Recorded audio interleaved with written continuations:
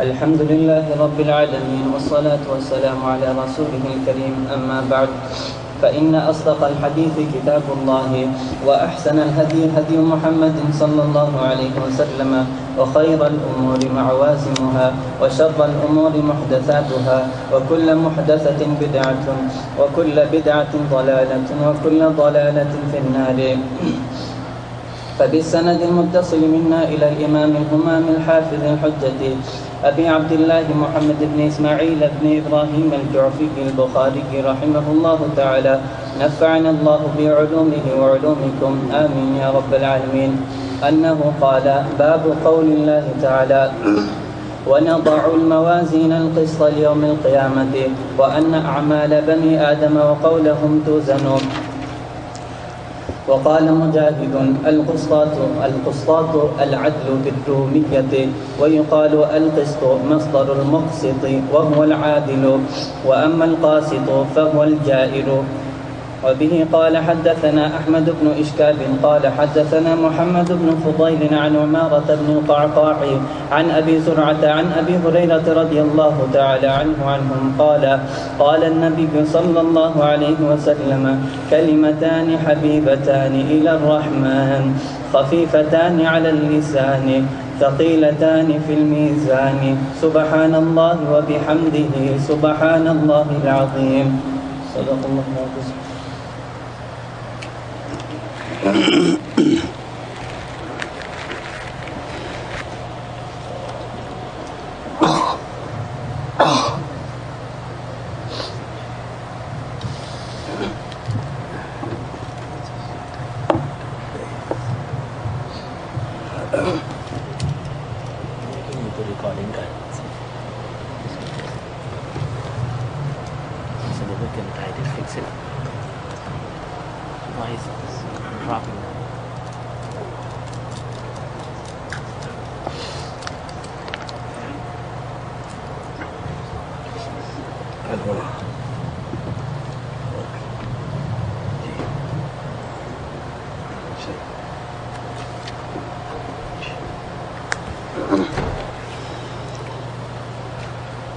مبسملا ومحمدلا ومصليا ومسلما ومحوقلا ومسحبلا، أما بعد.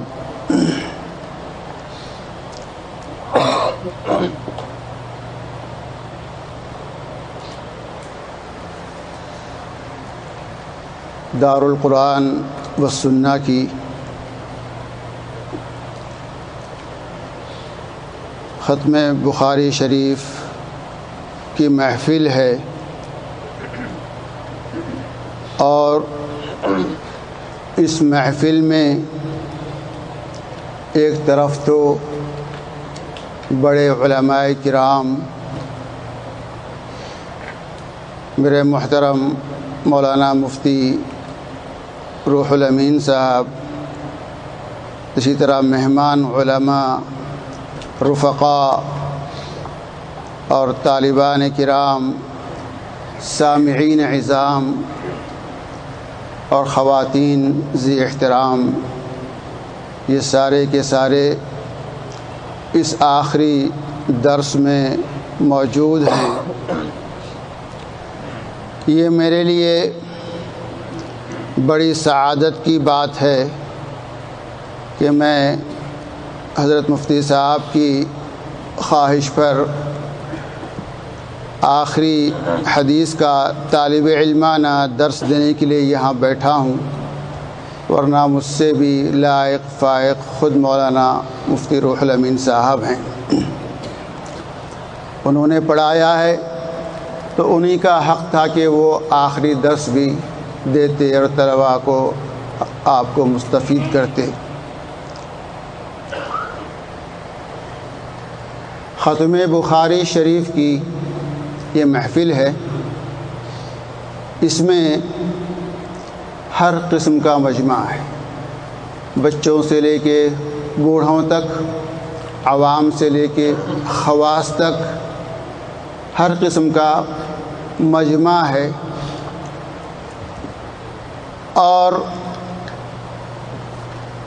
ہر ایک اس میں اس نیت سے شریک ہوا ہے کہ بخاری شریف کی جو اختتامی محفل ہوتی ہے اس میں دعا قبول ہوتی ہے۔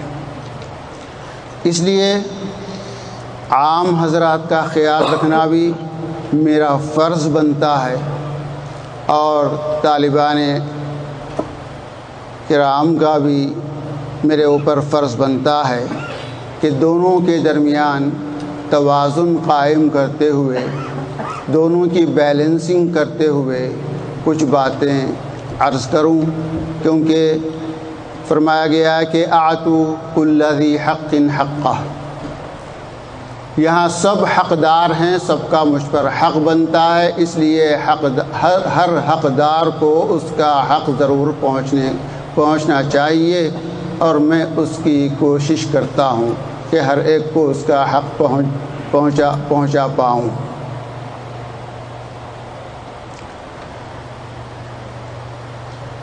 اور کوئی ایسی بات جو لوگوں کے سمجھ میں نہ آئے، کیونکہ عوام کا بھی مجمع ہے،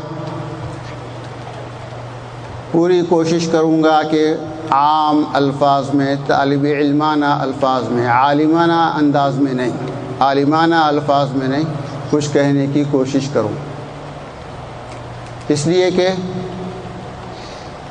ارشاد ہے، بڑوں نے فرمایا ہے کہ لوگوں سے ان کی عقلوں کے مطابق بات کرو، کلموا الناس علی قدر عقولہم، لوگوں سے ان کے عقل کے مطابق بات کیا کرو، کیونکہ اگر ان کی عقل میں کوئی بات نہیں آئے گی، سمجھ نہیں پائیں گے، تو بعض اوقات وہ چیز ان کے لیے فتنے کا سبب بن جاتی ہے۔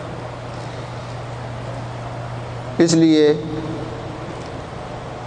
میں کوشش کرتا ہوں، اللہ آپ حضرات سے دعا کا ملتمس ہوں۔ ختم بخاری کی تقریب یہ کب سے شروع ہوئی؟ میرے شیخ حضرت الاستاذ محدث العصر مولانا محمد یونس جونپوری رحمہ اللہ تعالی سے ایک سوال کیا گیا کہ ختم بخاری شریف جس کا بڑا اہتمام کیا جاتا ہے، یہ اس کا وجود، اس کا چلن کب سے ہوا اور کیوں ہوا؟ حضرت نے جواب میں فرمایا تھا کہ متقدمین میں علامہ قسطلانی رحمۃ اللہ علیہ نے عارف ابن ابی جمرہ کا قول نقل کیا ہے۔ عارف ابن ابی جمرہ جن کی وفات سن 675 ہجری میں ہوئی تھی، انہوں نے لکھا ہے کہ میں نے متقدمین کو، اپنے سے پرانے لوگوں کو یہ دیکھا کہ وہ ختم بخاری شریف کا بڑا اہتمام کیا کرتے تھے، اور ختم بخاری کا اہتمام اس لیے کیا جاتا تھا کہ وہ موقع دعا کی قبولیت کا ہوتا ہے۔ امام بخاری رحمۃ اللہ تعالی علیہ خود مستجاب الدعوات، مجاب الدعوات شخصیت تھے، اور انہوں نے اس کتاب کے پڑھنے پڑھانے والوں کے لیے بھی دعا کی مقبولیت کی اللہ سے درخواست کی تھی۔ اس لیے بخاری شریف کے ختم پر حاضری کا، شرکت کا اور دعا کا باضابطہ اہتمام کیا جاتا ہے۔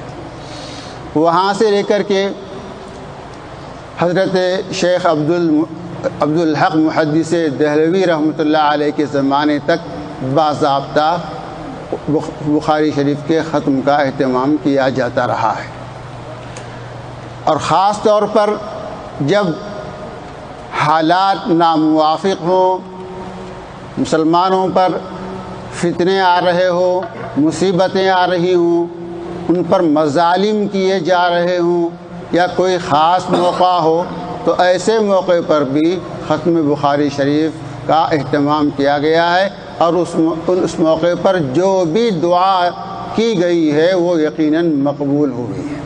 اس لیے ہمارے اکابر نے بھی بخاری شریف کے ختم کا اہتمام کیا ہے، لیکن اس اہتمام میں اس بات کا خاص خیال رکھنا چاہیے کہیں اس میں بدعتوں کا، رسومات کا رواج نہ ہو پائے۔ ہمارے اکابر نے اہتمام تو کیا ہے، لیکن اس کو رسوم اور بدعات کی شکل اس کو نہیں دی۔ بہرحال اب امام بخاری رحمۃ اللہ علیہ، جنہوں نے اپنی بڑی محنت اور جانفشانی کے ساتھ یہ کتاب لکھی، اور صحاح ستہ میں اس کو قرآن پاک کے بعد سب سے زیادہ مقبولیت حاصل ہوئی، اور یہ قرآن پاک کے بعد سب سے زیادہ صحیح اور اتھینٹک کتاب کہلائی جانے لگی۔ امام بخاری رحمۃ اللہ علیہ نے بھی کتابیں لکھی، اور دوسرے محدثین کرام نے بھی کتابیں لکھی، اور ہر ایک کا اپنا اپنا انداز ہے۔ وَلِلنَّاسِ فِيمَا يَعْشَقُونَ مَذَاهِبُ کہ ہر محدث نے اپنے اپنے ذوق کے مطابق، اپنے دور کے تقاضے کے مطابق انہوں نے حدیث میں کتابیں لکھی، لیکن حضرت امام بخاری رحمۃ اللہ علیہ کا جو انداز ہے کتاب لکھنے کا، وہ بالکل ہی جداگانہ، نرالا اور حکیمانہ انداز ہے۔ ہم ایک نظر اگر بخاری شریف پر جھپٹتی ہوئی طائرانہ نظر ڈالیں، سرسری نظر ڈالیں، تو پتہ چلے گا کہ امام بخاری رحمۃ اللہ علیہ نے اپنی کتاب کو بدء الوحی سے شروع کیا ہے، اور دوسری کتابیں دوسرے انداز سے شروع کی گئی ہیں۔ اگر غور کریں گے تو یہاں یہ وجہ سمجھ میں آتی ہے کہ امام بخاری نے بیس کو، بنیاد کو اور مادہ کو اپنایا ہے، اور اپنانے کی وجہ سے حضرت امام بخاری رحمۃ اللہ علیہ نے اپنی کتاب کا آغاز بدء الوحی سے، وحی کی شروعات سے فرمایا، کیونکہ ایک ہوتا ہے مٹیریل، بیس اور ہب، اس کا وجود پہلے ہوتا ہے، اور اس کے بعد جو اس کی شکلیں ہیں ان کا وجود بعد میں ہوتا ہے۔ پلاسٹک مثال کے طور پر لیجئے، اسٹیل مثال کے طور پر لیجئے، اس کا جو اصل ہے مادہ پہلے ہوتا ہے، اس کے بعد شکلوں کا وجود عمل میں آتا ہے، شکلیں بنتی ہیں، اس سے جو چیز چاہے بنا لو۔ تو اسی طرح دین اور شریعت کا جو بیس ہے، ہب ہے اور مادہ ہے، وہ وحی الہی ہے۔ وحی پر سارے دین کا، ساری شریعت کا دار و مدار ڈیپینڈ ہے۔ اس لیے امام بخاری رحمۃ اللہ علیہ نے بابو بدء الوحی سے شروع فرمایا، اس کو ہب اور بیس بنایا، بنیاد بنایا، مدار بنایا۔ اس کے بعد کتاب الایمان کو شروع فرمایا، اس لیے کہ سب سے پہلی چیز جو بندے کی طرف مطالبے کے طور پر متوجہ ہوتی ہے، ڈیمانڈ کیا جاتا ہے، وہ ایمان ہے، کیونکہ ایمان کے بغیر کوئی عمل انسان کا مقبول نہیں ہوتا۔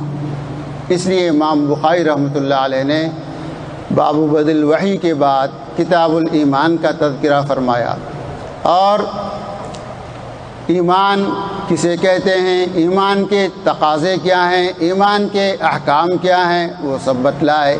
اس کے لیے ضرورت پڑتی ہے کہ ایمان کے تقاضوں پر عمل کس طرح کریں، معلومات کس طرح حاصل کریں، ایمان ہم سے کیا ڈیمانڈ کرتا ہے، اس کے تقاضے کیا ہیں، اس کے لیے آگے کتاب العلم کو بیان فرمایا کہ کتاب العلم، علم کے ذریعے ایمان کو سیکھا جاتا ہے، ایمان کے احکام پر عمل کیا جاتا ہے۔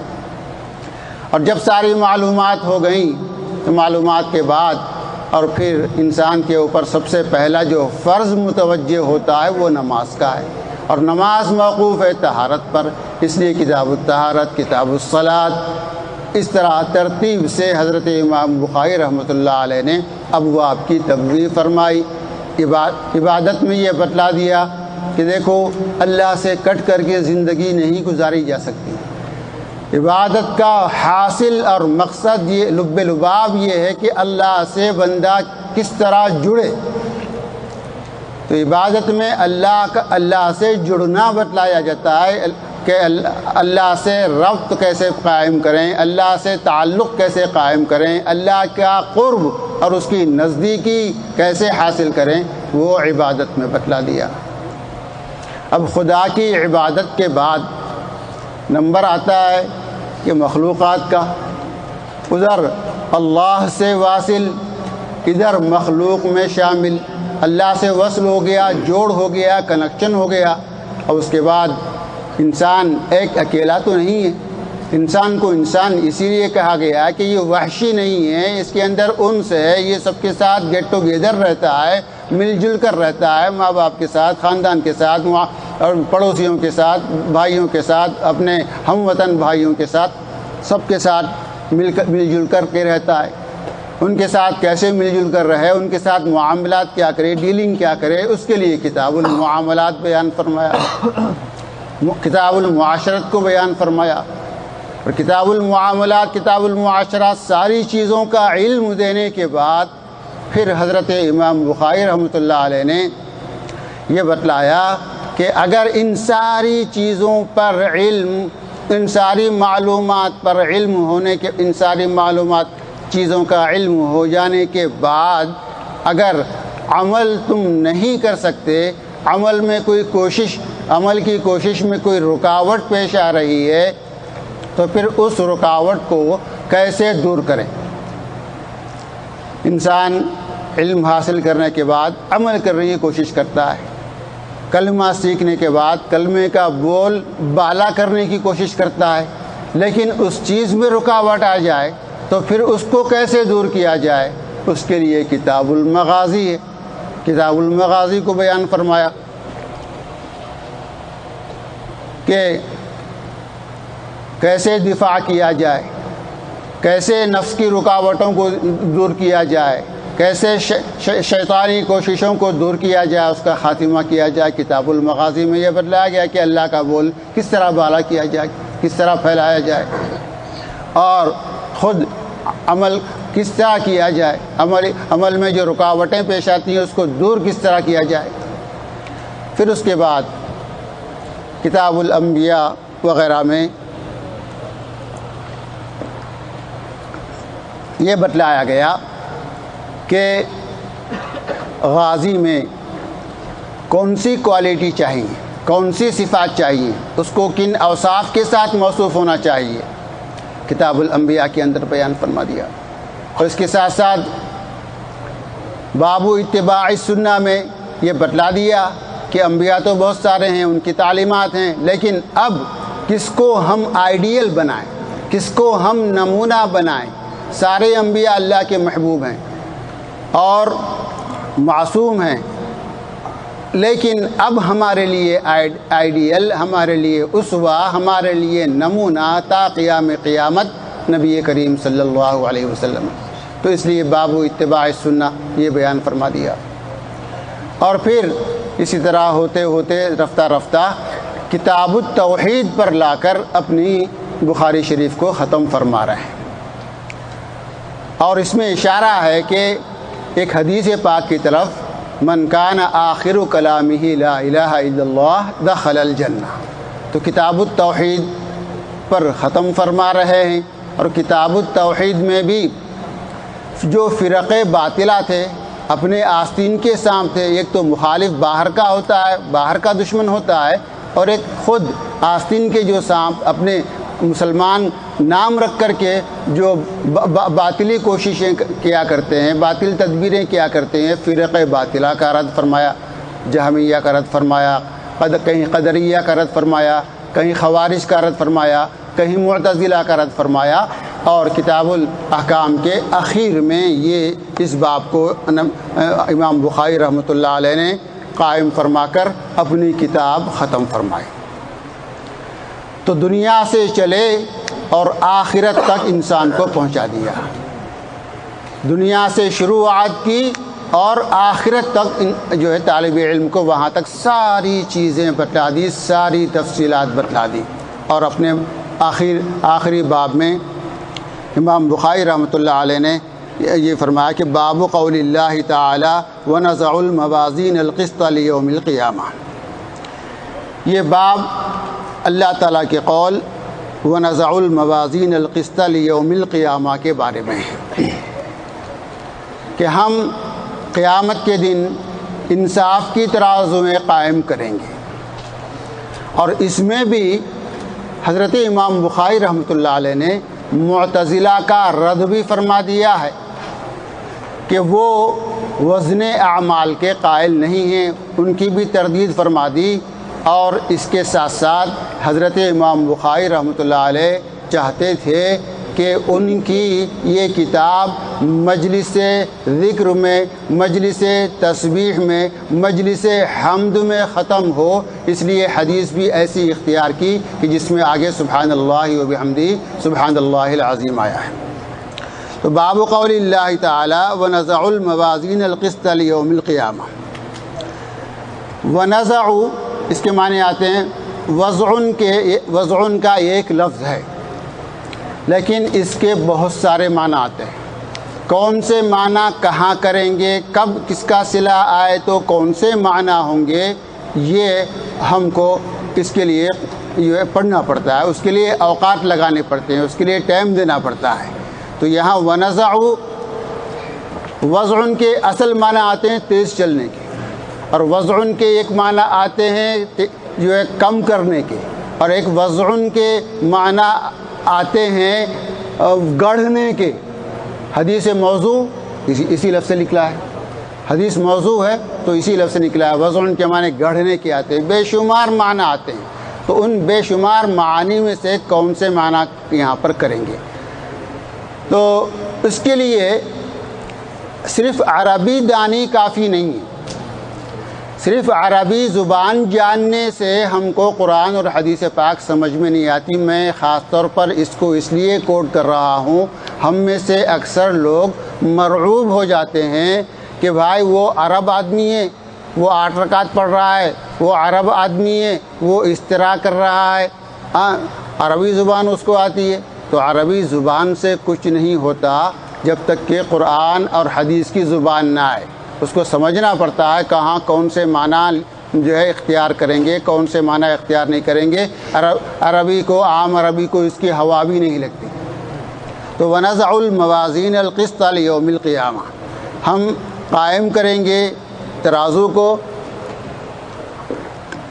قیامت کے دن۔ وَأَنَّ أَعْمَالَ بَنِي آدَمَ وَقَوْلَهُمْ يُوزَنُ،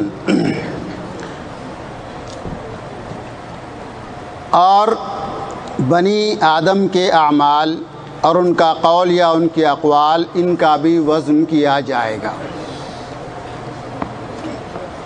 یہاں پر بہت ساری باتیں ہیں، مجھے ٹائم کا بھی خیال کرنا ہے، اس لیے کچھ ضروری باتیں کہہ کر کے میں اپنی بات کو ختم کرتا ہوں۔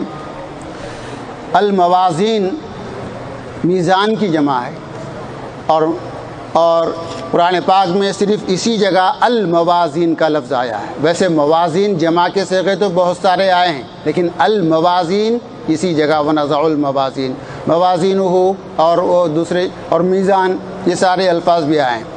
علامہ قسطلانی رحمۃ اللہ علیہ نے یہاں کوٹ کیا ہے اپنے شرح میں کہ موازین جمع کا لفظ تو قرآن پاک میں استعمال کیا گیا ہے، لیکن واحد کا لفظ جس کا جو میزان آتا ہے وہ یہاں پر مذکور نہیں ہے، قرآن پاک میں مذکور نہیں ہے۔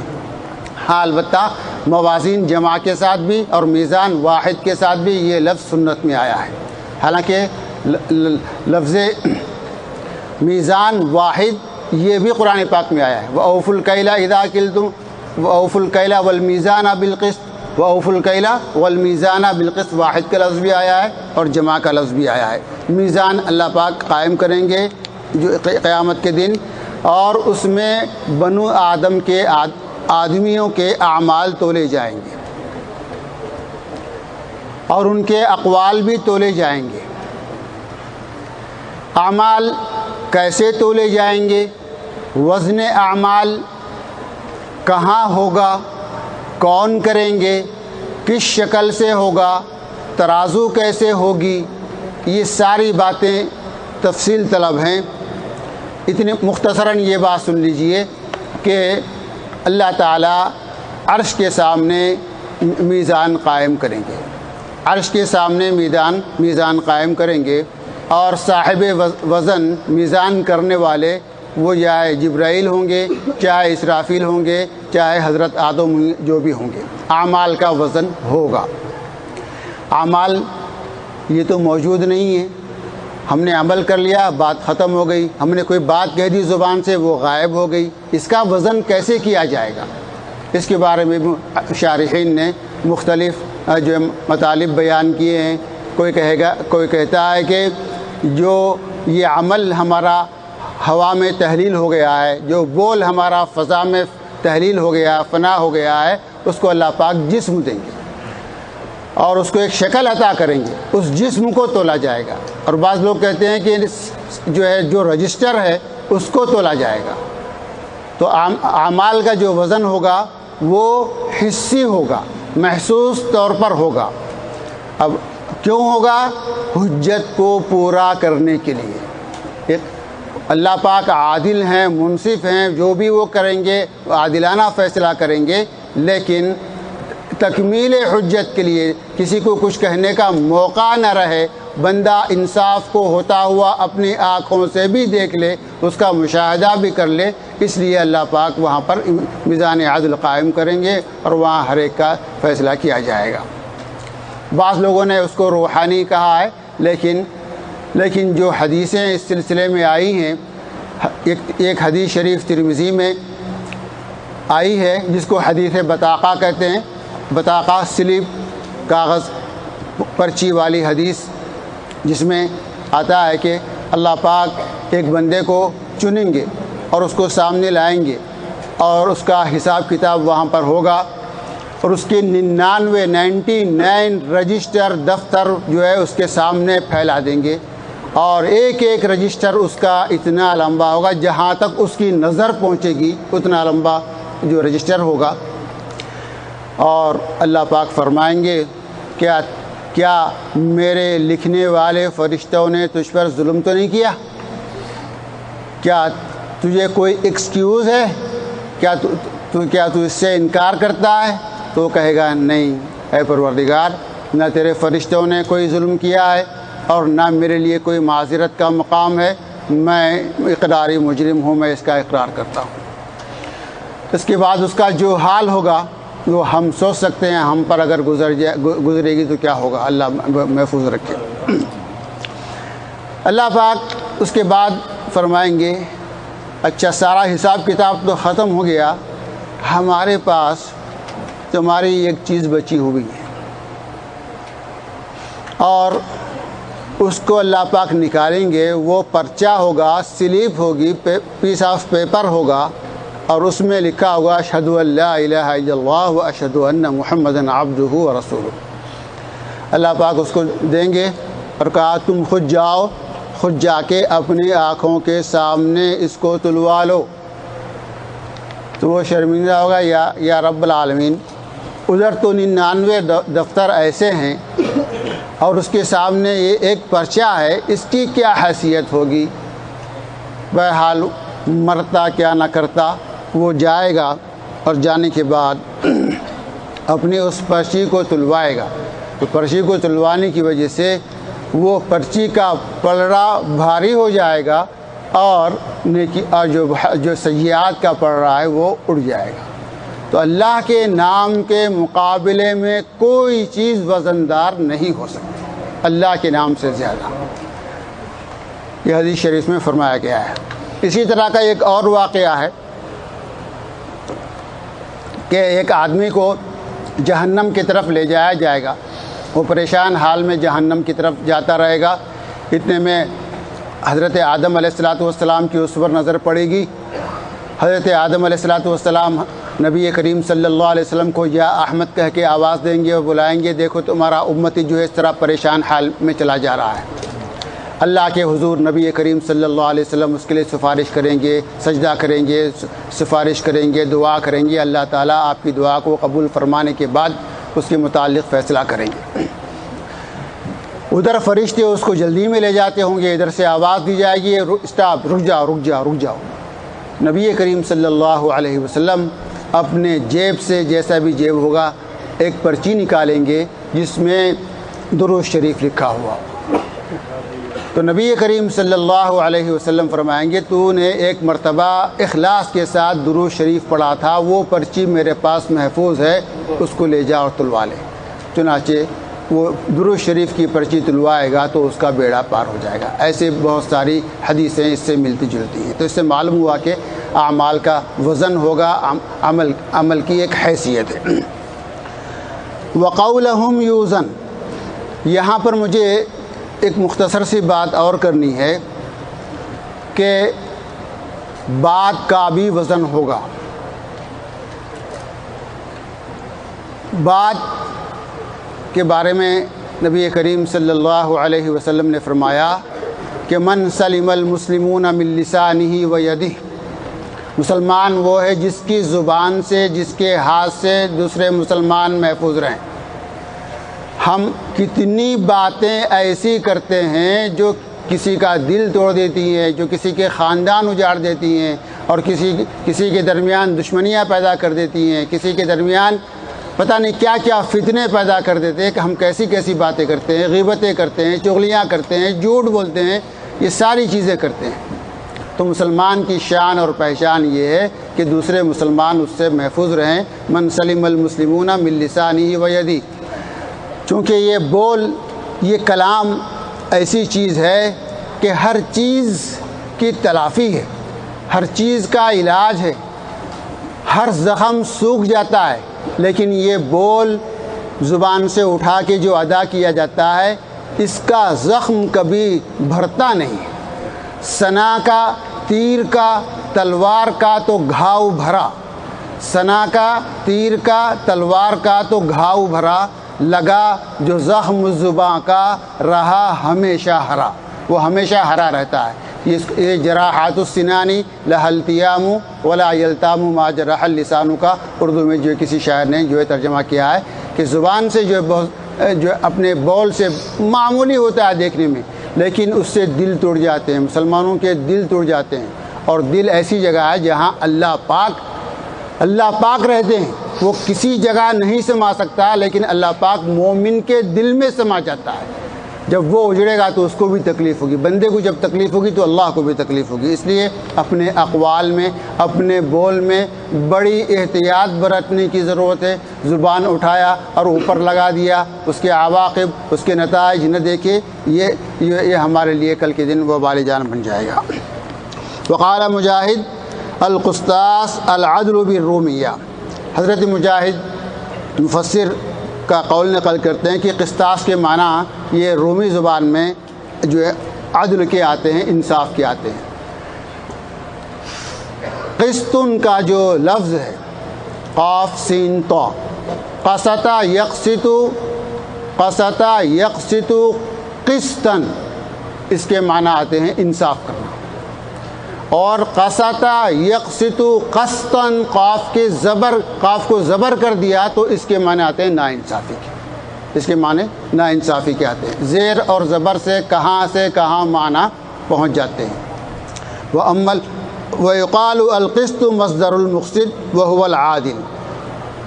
مقسط کے معنی عادل کے ہیں, اور قاسط کے معنی اگر قسط سے لیں گے تو اس کے معنی جابر کے ہیں, اور اس کے معنی ظالم کے ہیں. اور یہاں پر ایک بڑی بحث ہے کہ جو ہے باب افعال کا حمزہ کیا ہے اور فلاں کیا ہے، یہ اپنے آپ حضرات نے اپنے اساتذہ سے سنا ہوگا۔ وَأَمَّا الْقَاصِدُ فَهُوَ الْجَائِرُ، قاصد کسے کہتے ہیں؟ جائر کو کہتے ہیں۔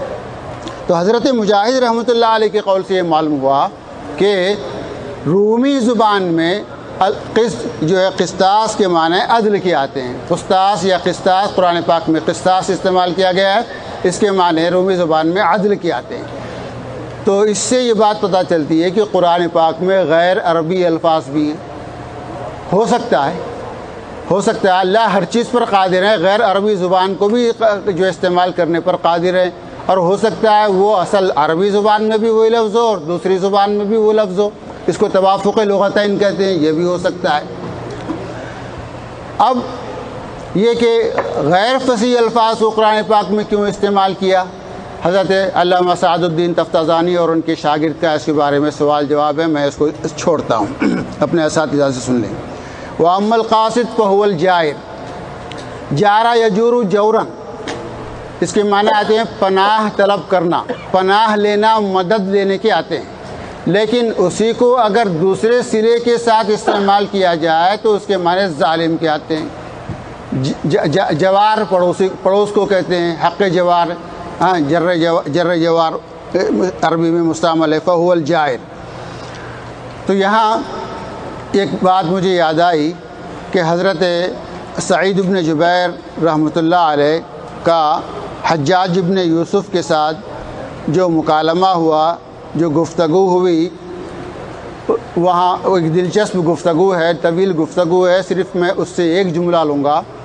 حضرت سعید بن جبیر رحمۃ اللہ علیہ سے حجاج جو بڑا سفاک اور ظالم بادشاہ تھا، تو اس نے پوچھا کہ تم مجھ کو کیسا پاتے ہو، میرے بارے میں کیا کہتے ہو بھائی؟ تو حضرت سعید بن جبیر رحمۃ اللہ علیہ نے کہا کہ آپ قاصد ہیں، آپ قاصد ہیں اور آپ عادل ہیں۔ کیا مطلب سمجھیں گے اس کا؟ قاصد ہیں اور عادل ہیں، تو اب ظاہر ہے کہ جو سرسری مطالعے والا ہوگا وہ یہی سمجھے گا کہ قاصد کے معنی منصف اور عادل کے معنی عدل کرنے والا، منصف، حالانکہ وہ ظالم تھا۔ تو حجاج بہت ہوشیار قسم کا آدمی تھا، اس کی معلومات بہت وسیع تھیں۔ لوگ باادب کھڑے رہ کر کے جی حضوری کرنے لگے تو حجاج بولا تم کم بخت ہو، تم کو نہیں معلوم، تم نے سمجھا ہی نہیں کہ سعید بن جبیر نے میرے بارے میں کیا کہا، کہ اس نے تو مجھے ظالم اور کافر قرار دیا، اس نے تو مجھے ظالم اور کافر کہا۔ کہنے لگے یہ کیسا کہ قاصد اور جو ہے عادل، قاصد اور عادل انہوں نے کہا، اس سے کیسے جو ہے ظالم اور جو ہے کافر کے معنی ثابت ہوتے؟ کہ تم نے نہیں پڑھا وَأَمَّا الْقَاسِطُونَ فَكَانُوا لِجَهَنَّمَ حَطَبًا، اور سورہ انعام کی پہلی آیت کیا ہے؟ ثُمَّ الَّذِينَ كَفَرُوا بِرَبِّهِمْ يَعْدِلُونَ، ثُمَّ الَّذِينَ كَفَرُوا بِرَبِّهِمْ يَعْدِلُونَ۔ یہاں پر ایسے جاننے والا ہوگا عدل کے معنی انصاف کرنے والا، اگر لے ثُمَّ الَّذِينَ كَفَرُوا بِرَبِّهِمْ يَعْدِلُونَ، کافر اپنے رب کے ساتھ انصاف کرتے ہیں، یہ معنی کر لیں گے جو صرف عربی لغت کے جاننے والے ہیں۔ حالانکہ یہاں پر عادلون کے بمانے جائرون، ظالمون، کافرون یہ ہے۔ تو بہرحال ایک بات یاد آ گئی تھی۔ آگے ہم چلتے ہیں۔ وبی قال حدثنا احمد بن اشکابن، جو بھی اس کے اندر آپ کے استاذ بتائیں گے۔ یہ امام بخاری رحمۃ اللہ علیہ کے استاذ محترم احمد ہیں، اور یہ حدیث پاک جو آگے آ رہی ہے انہوں نے 3 مقامات پر نقل کی ہے۔ ایک تو باب فضل التسبیح میں نقل کی ہے، اور ایک کتاب الایمان والنذور میں ایک باب باندھا ہے امام بخاری رحمۃ اللہ علیہ نے کہ اگر کوئی شخص قسم کھا لے کہ میں آج بات نہیں کروں گا، تو اگر وہ نماز پڑھ لیا، کلام کر لیا، ذکر کر لیا، قرآن پڑھ لیا، تو وہ حانث ہوا، قسم اس کی ٹوٹی نہیں ٹوٹی۔ وہاں پر بھی اس حدیث کو ذکر کیا، اور یہاں یہ تیسرا موقع ہے۔ الفاظ کی کچھ تغیر کے ساتھ جملوں کا الٹ پھیر ہے، یہاں پہ بھی ذکر کیا۔ اب یہاں احمد ابن اشکاب استاذ محترم ہے، احمد ابن اشکاب تو ایک صنعت، پہلی حدیث جو نقل کی ہے حمیدی سے، پہلی حدیث استاذ محترم امام بخاری کے کون ہے؟ حضرت حمیدی، اور آخری حدیث استاذ محترم امام بخاری کے کون ہے؟ امام احمد۔ تو حمد کا مادہ شروع حدیث میں بھی موجود ہے اور حمد کا مادہ آخری حدیث میں بھی موجود ہے۔ حمد سے شروع کیا اور حمد پر ختم کیا، حمد سے شروع کیا اور حمد پر ختم کیا۔ اور اس سے پہلے دو سندیں ہیں، اس میں ایک استاد زہیر ابن حرب ہیں اور دوسرے استاد حضرت قتیبہ ابن سعد ہیں۔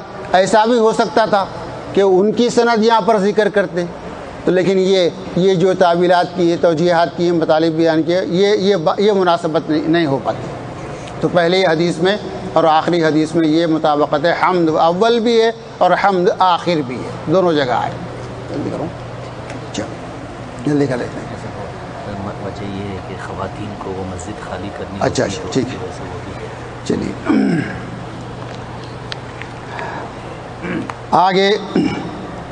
عن ابی ہریرہ رضی اللہ تعالی عنہ قال قال النبی صلی اللہ علیہ وسلم کلمتان حبیبتان الی الرحمن خفیفتان علی اللسان ثقیلتان فی المیزان سبحان اللہ وبحمدہ سبحان اللہ العظیم۔